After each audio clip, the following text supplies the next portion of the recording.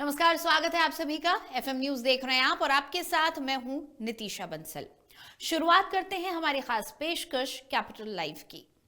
सबसे पहले capital live में आज बात होगी देवभूमि उत्तराखंड की, जहां चमोली में एक बड़ा हादसा हुआ है। सुरंग के अंदर दो लोको ट्रेनें आपस में टकरा गईं। इस दुर्घटना में 70 लोग घायल हुए हैं। और दूसरी खबर जिसकी आज हम बात करने वाले हैं वो है छत्तीसगढ़ के रायपुर से, जहां पर आरएसएस प्रमुख डॉक्टर मोहन भागवत आज दौरे पर रहेंगे। हिंदू सम्मेलन युवा संवाद में शिरकत करेंगे। आयोजन में लगभग 30,000 लोग शामिल हो सकते हैं। और अब बता दें आज की तीसरी बड़ी खबर जिस पर हम बात करने वाले हैं। अमृतसर में पुलिस को एक बड़ी सफलता मिली है। पाकिस्तान हैंडलर के साथ जुड़ा ड्रग तस्कर गिरोह का खुलासा हुआ है। मादक पदार्थ के साथ 7 युवकों को गिरफ्तार किया गया है और सोशल मीडिया के जरिए ये मॉड्यूल चलाया करते थे। तो 3 अहम खबरें, 3 बड़ी खबरें जिस पर आज हम बात करेंगे कैपिटल लाइव में।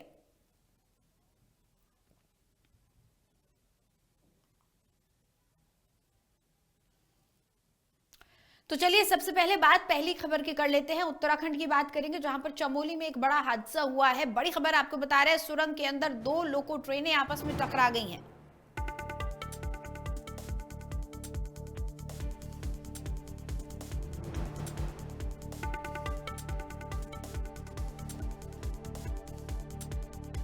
बता रहे हैं उत्तराखंड के चमोली में ये बड़ा हादसा हुआ है। सुरंग के अंदर 2 लोको ट्रेनें आपस में टकराई हैं। दुर्घटना में 70 लोग घायल हो गए हैं। आपको बता दें कि यह हादसा उत्तराखंड के चमोली में हुआ है, जहां पर टीएचडीसी की जो परियोजना है उसमें यह हादसा हुआ है। उत्तराखंड के चमोली जिले में पीपलकोटी के पास टीएचडीसी की निर्माणाधीन सुरंग में देर रात ये बड़ा हादसा हो गया, जहां मजदूरों को लाने ले जाने वाली 2 लोको ट्रेनें यानी कि ट्रॉली आपस में टकरा गईं। इससे लगभग 60 से 70 मजदूर घायल हो गए हैं। आशंका है कि एक ट्रेन का ब्रेक फेल होने के कारण ये वहां दूसरी ट्रेन से जा टकराई। इसमें घायलों को अस्पताल में भर्ती करवाया गया है। फिलहाल स्थिति नियंत्रण में है। तो आपको बता दें कि टीएचडीसी की पीपलकोटी जल विद्युत परियोजना की यह सुरंग है जहां पर यह हादसा हुआ है।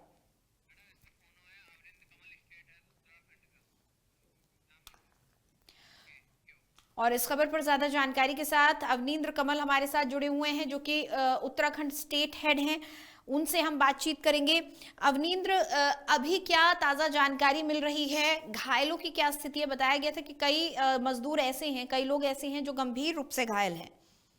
जी, निशा आपको बता दें कि 4 मजदूरों की हालत ज्यादा गंभीर है। बाकी लोगों को मामूली चोटें आई थी, लेकिन फौरी तौर पर जैसे पुलिस को इसका इत्तला हुआ, तुरंत मौके पर पहुंच गई पुलिस और उसके बाद कुछ लोगों को निजी स्थान के चिकित्सालय में मतलब प्राथमिक उपचार दिया गया और कुछ लोगों करीब 19 लोगों को तुरंत छुट्टी दे दी गई, क्योंकि उनको गहरी चोटें नहीं आई थी।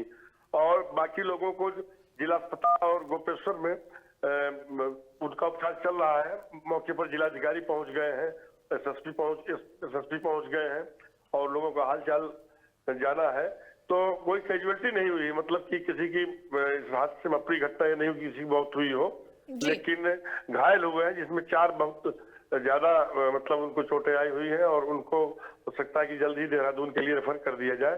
फिलहाल यही स्थिति है। अवनींद्र, क्योंकि ये तमाम लोग मजदूर थे, प्रवासी मजदूर थे, कुछ बिहार के, कुछ झारखंड के, कुछ ओडिशा के थे, तो इनका जो इलाज का खर्चा है उसको लेकर क्या जानकारी मिल रही है? क्या किसी तरह की आर्थिक सहायता इन्हें मिल रही है टीएचडीसी की तरफ से, या फिर सरकार कोई मदद के लिए आगे आई है? जी, मुख्यमंत्री ने रात ही में से जैसे पता चला तो उन्होंने तत्काल वहां के जिलाधिकारी गौरव कुमार से बात किया और उन्होंने कहा कि किसी को भी उपचार में किसी तरह की दिक्कतें नहीं होनी चाहिए और गवर्नमेंट इसका खर्चा उठाएगी। हालांकि लोगों को मामूली चोटें ही आई है, क्योंकि रफ्तार ज्यादा नहीं थी। जो ये सुरंग बन रही है ये पिछले 10 साल से बन रही है। मैं आपको बता दें, इसमें तो ये जो लोको ट्रेन आपस में टकराई है, इससे सामान ले आया जाता है, ले जाया जाता है और ये हादसा हुआ उसमें एक ट्रेन का जो है ब्रेक फेल हो गया, लिहाजा जब दोनों में टक्कर हुई तो दोनों पलट गए। तो कोई रफ्तार नहीं थी, इसलिए कोई कैजुअलिटी नहीं हुई है। और मजदूरों को जो मामूली चोटें आई हैं उनके लिए तुरंत उपचार की सुविधा है, वहाँ अस्पताल में किया जा रहा है। गंभीर जो 4 घायल हैं उनको देहरादून के लिए रेफर किया जा रहा है। फिलहाल सरकार ने इसका खर्चा उठाने के लिए कहा है। इसमें जो भी घायल होंगे मजदूर उनका सरकार जो है खर्च उठाएगी उनके इलाज का। जी अवनिंद्र, टीएचडीसी की ये जो जल विद्युत परियोजना है, इसके बारे में क्या जानकारी आप हमें दे सकते हैं? कुछ जानकारी आप हमें ये बताएं कि आखिर कितनी गहराई पर ये हादसा हुआ था? जब ये दोनों ट्रेनें आपस में टकराई तो कहां पर खड़ी थी ये?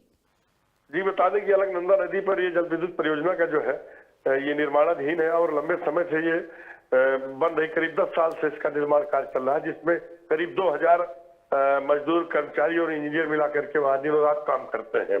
जी। तो ये परियोजना, जल विद्युत परियोजना निर्माणाधीन है और अभी इसमें समय लगेगा। तो वहां पर मतलब 1.5 से लेकर के 2000 के बीच एम्प्लाई रोज काम करते हैं। जी, चलिए शुक्रिया अवनिंद्र इस पूरी जानकारी के लिए आपका। तो उत्तराखंड स्टेट हेड अवनिंद्र कमल हमें बता रहे थे कि बीते 10 सालों से टीएचडीसी की इस जल विद्युत परियोजना का पर काम चल रहा है और करीब हर रोज इसी तरह का रूटीन रहता है, लेकिन कल एक ट्रॉली के ब्रेक फेल होने के कारण यह हादसा हो गया। आगे बढ़ते हुए बात दूसरी अहम खबर की कर लेते हैं। बात करेंगे छत्तीसगढ़ से जुड़ी बड़ी खबर की। आरएसएस प्रमुख डॉक्टर मोहन भागवत रायपुर के दौरे पर हिंदू सम्मेलन युवा संवाद में करेंगे शिरकत। आयोजन में लगभग 30,000 लोग होंगे शामिल। युवाओं को राष्ट्र निर्माण से जोड़ने का करेंगे काम। आरएसएस प्रमुख आज पहुंच रहे हैं छत्तीसगढ़। आरएसएस प्रमुख मोहन भागवत आज छत्तीसगढ़ के दौरे पर रहेंगे और यहां पर युवाओं को प्रेरित करने का काम करेंगे।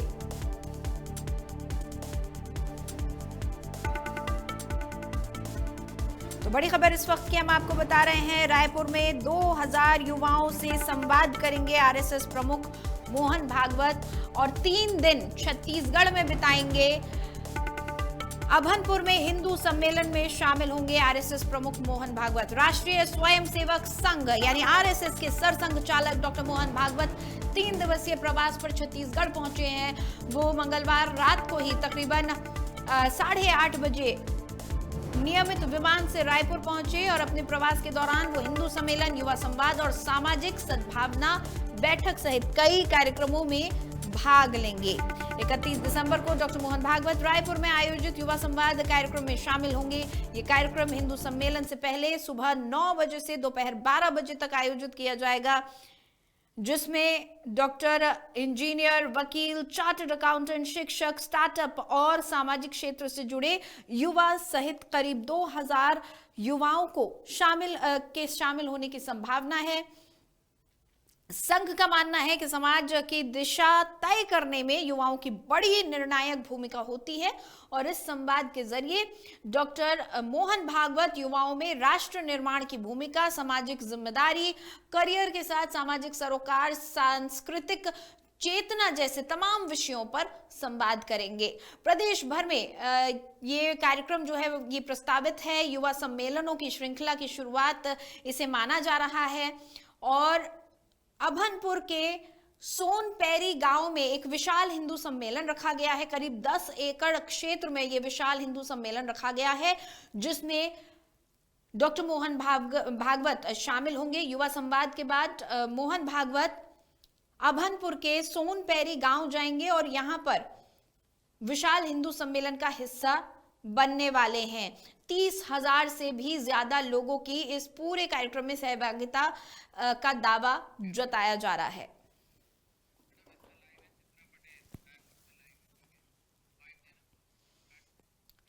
और रायपुर से हमारी सहयोगी चित्रा पटेल जुड़ चुकी हैं, सीधा उनसे हम बातचीत करेंगे। चित्रा, एक बड़ा कार्यक्रम रखा गया है, एक तरफ युवा सम्मेलन है और उसके बाद हिंदू सम्मेलन है, क्या कुछ जानकारी मिल रही है? आरएसएस ने किस तरीके से रूपरेखा बनाई है?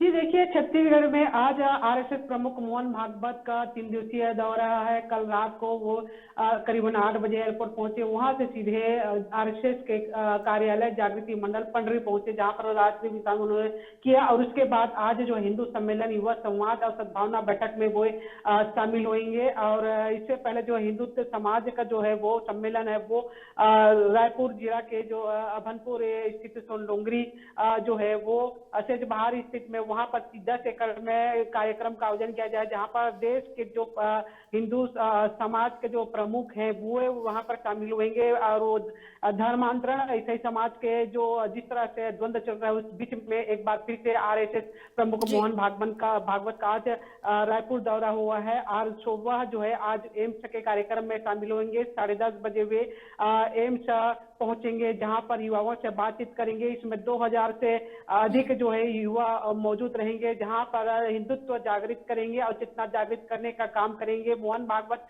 इस कार्यक्रम में जो है शामिल हो रहे हैं। भव्य आयोजन किया गया उनके स्वागत को लेकर, उनके कार्यक्रम में जो उनके आगमन को लेकर। और जो इस युवा सम्मेलन में एम्स में आयोजित कार्यक्रम में वहां पर इंजीनियर, सीए सहित काफी भी युवा है उनको बुलाया गया है, वे शामिल होंगे। 20,000 से अधिक बताया जा रहा है, लेकिन अनुमान जो है 30,000 तक पहुंचने की संभावना जताई जा रही है। विशाल डोम तैयार किया गया है। एम्स में 9 बजे से 12 बजे तक जो कार्यक्रम रखा गया है, उसमें व्यापारी भी शामिल होंगे। और इसके बाद सद्भावना बैठक का कार्यक्रम रखा गया है, वहां पर मोहन भागवत शामिल होंगे, जहां पर नए साल से पहले 1 जनवरी को राम मंदिर में सामाजिक सद्भावना का बैठक आयोजित किया गया है। और यहाँ पर बड़े बड़े जो है समाज के प्रमुख प्रदेश भर से वहां पर पहुंचेंगे और बुलाया गया है। सामाजिक विषयों पर चर्चा होगी।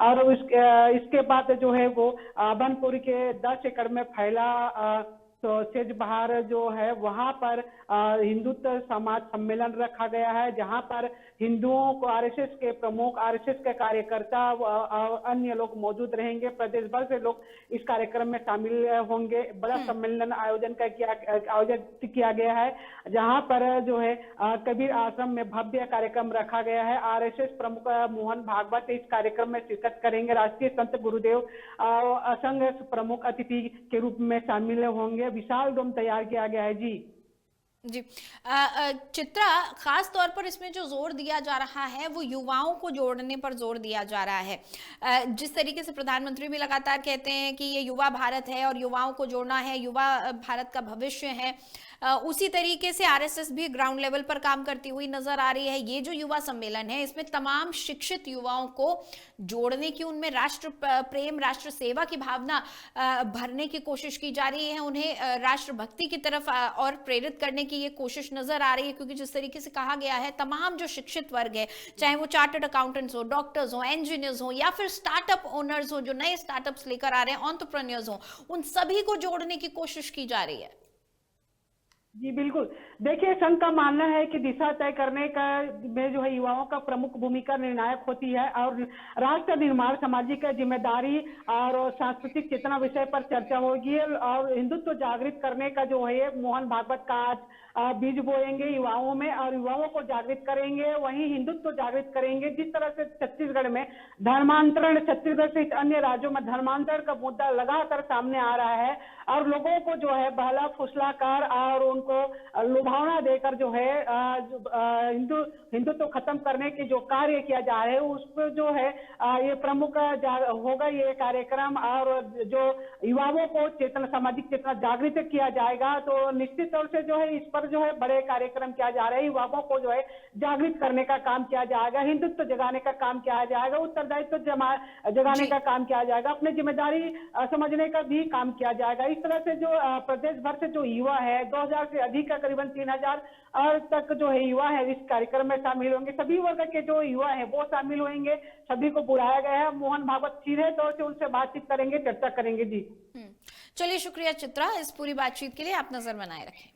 आगे बढ़ते हुए बात तीसरी अहम खबर की कर लेंगे।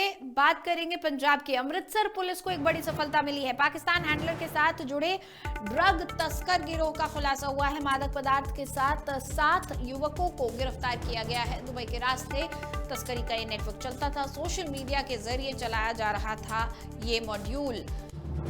5.25 kilo heroin, 1 kilo ice drug के 9 mm ग्लोक पिस्तौल और के साथ 7 युवकों को गिरफ्तार किया गया है।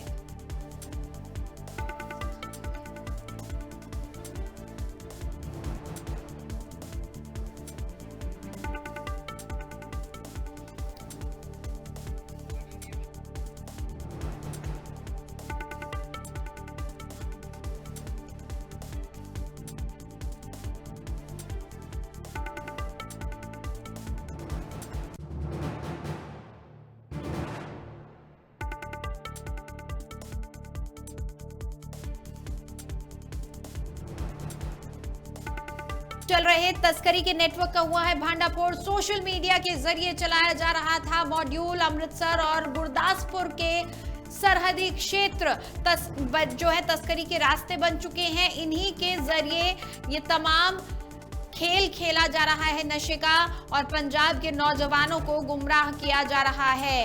बड़ी खबर आपको हम बता रहे हैं, जहां पर ड्रग्स के एक बड़े नेटवर्क का भांडाफोड़ हुआ है। पाकिस्तान के हैंडलर के साथ जुड़ा ये ड्रग तस्कर गिरफ्तार किया गया है। अमृतसर पुलिस को मिली है बड़ी सफलता।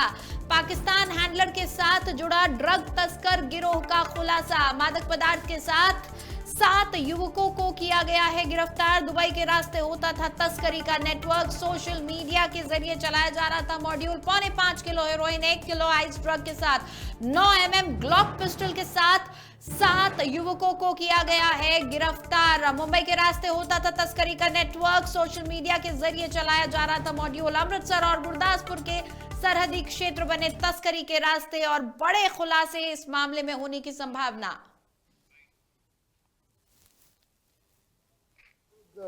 कैंपेन है ਉਹਦੇ ਵਿੱਚ ਕਮਿਸ਼ਨਰੇਟ ਪੁਲਿਸ ਅੰਮ੍ਰਿਤਸਰ ਨੂੰ ਬਹੁਤ ਵੱਡੀ ਸਕਸੈਸ ਮਿਲੀ ਹੈ।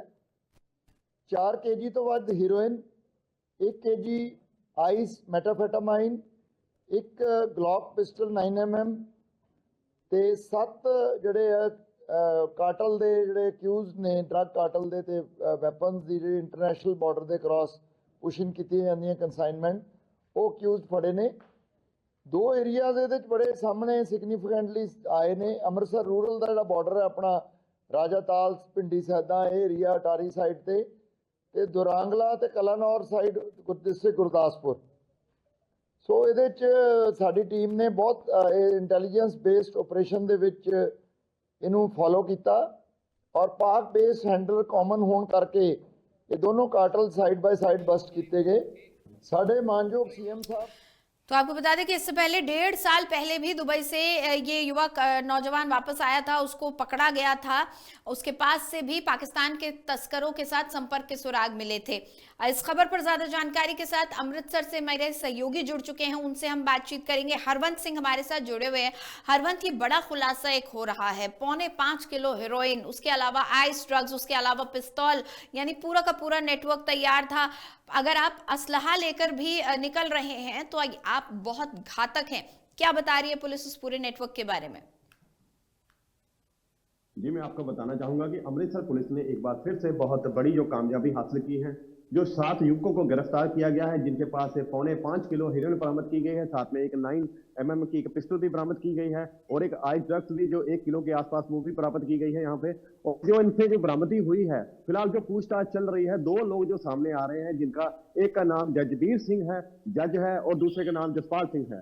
और ये दोनों को अमृतसर पुलिस ने अरेस्ट किया है। अमृतसर के ही रहने वाले हैं और इनके ऊपर पहले भी जो 1.5 साल पहले भी इनके ऊपर जो केस चल रहे हैं, पुराने केस भी चल रहे हैं। और ये 1.5 साल दुबई में रहकर भी जो अमृतसर में वापस आए थे, तो तभी से ही इनका जो कॉन्टैक्ट है नशा तस्करों के साथ, पाकिस्तान के साथ। ये दुबई के रट्टे जो एक चेन बनी हुई है, वहां पे इसके जो बहुत बड़े कॉन्टैक्ट बने हुए हैं, जिसके चलते हुए ये पाकिस्तान के साथ, सोशल मीडिया के साथ जुड़े होने के कारण इनके साथ जो भी ड्रग्स की जो तस्करी होती है, ड्रोन के जरिए यहाँ मंगवा कर पंजाब के अलग अलग राज्यों में, यहाँ पे जिलों में जाके सप्लाई करते हैं। और इनके साथ जैसे ही पूछताछ इनसे की गई तो चेन जुड़ती गई। आगे जो गुरदासपुर एरिया है, वहां पे कलानौर है, पठानकोट के आसपास हिजरेली गांव पड़ते हैं, जो सरहदी एरिया है, वहां से और जो 5 लोगों को गिरफ्तार किया गया है, जिनसे भी पूछताछ भी चल रही है। लेकिन फिलहाल इनमें से कुछ ऐसे लोग भी हैं जिनके ऊपर पुराने क्रिमिनल जो केस हैं नशा तस्करी के, ड्रग्स तस्करी के, वो फिलहाल अभी भी चल रहे हैं। और कुछ ऐसे भी हैं जो बिल्कुल फ्रेश हैं, नॉर्मल हैं, जिनके ऊपर कोई केस नहीं है।